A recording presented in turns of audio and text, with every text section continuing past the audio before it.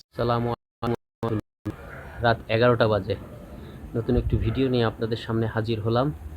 আপনাদের একটু দেখাতে যাচ্ছি যারা ড্রাগন খান, যারা ড্রাগন ভালোবাসেন, আমরা যারা ভালোবাসি তারা শুধু ড্রাগন ফলটাকেই চিনি বেশিরভাগ মানুষ, কিন্তু ড্রাগন ফুলটা যে কত সুন্দর সেটা অনেকেই জানি না কিংবা দেখার সুযোগ হয়নি।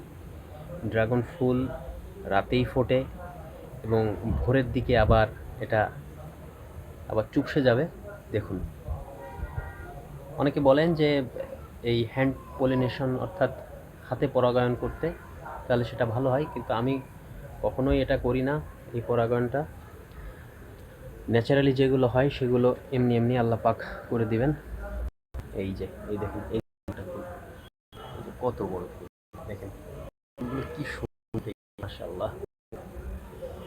এই ড্রাগনের ফুল থেকেই এখানে গোড়া দিয়ে ফল হবে এবং এই ফুলটা যখন 4 দিন কিংবা 4 দিন বয়স হয়ে যাবে, তখন এই ফুলটা যখন চুপসে যাবে তখন এটা ছিঁড়ে ফেলতে হয়। ছিঁড়ে ফেললে নাকি ভালো হয়, ফলটা একটু শক্ত হয়, বড় হয়। এই যে আমার গাছ,